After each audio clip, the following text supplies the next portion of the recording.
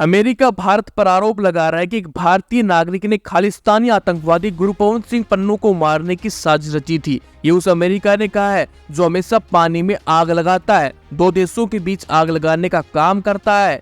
पिछले साल यूक्रेन और रूस को भिड़वाकर यूक्रेन की अर्थव्यवस्था की ऐसी की तैसी कर दी। अब वही अमेरिका इजराइल को झूठा सपोर्ट करते करते इजराइल हमास के बीच भी घी का काम कर रहा है।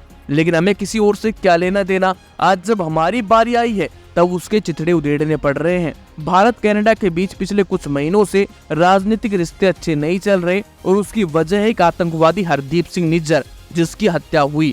भारत कनाडा का पूरा सहयोग करने में उसकी मदद कर रहा है, लेकिन कनाडा के प्रधानमंत्री ने कनाडा में जाकर याद आता है कि हरदीप सिंह निज्जर की हत्या भारत ने की, जबकि 2 दिन पहले ही भारत की दाल फ्राई खाके G20 में और देश के नेताओं से भी जरा दिन भारत में रुककर कनाडा जाकर वहां पर सिख समुदाय के वोटरों को अपनी ओर झुकाने के लिए भारत के खिलाफ ये बयान देते हैं और हरदीप सिंह की हत्या को जिम्मेदार भारत को बताते हैं।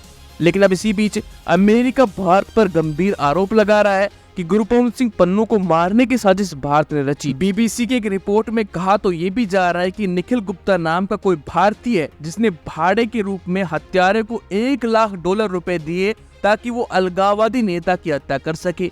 अभियोग के मुताबिक जिस भाड़े के हिटमैन को हत्या करने का काम दिया गया वो अमेरिकी खुफिया एजेंसी का अंडरकवर एजेंट निकला।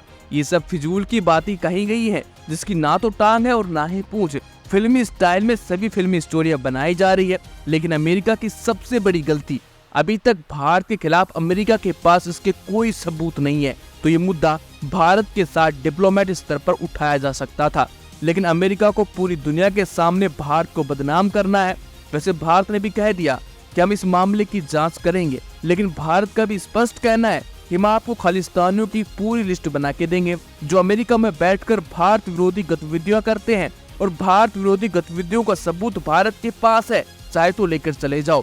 लेकिन अमेरिका सरकार से पूछा जाना चाहिए कि खालिस्तानी आतंकी अमेरिका में आराम से कैसे घूम रहे हैं, कैसे आजाद पंछी की तरह खुले आसमान में पंख लगाए उड़ रहे हैं।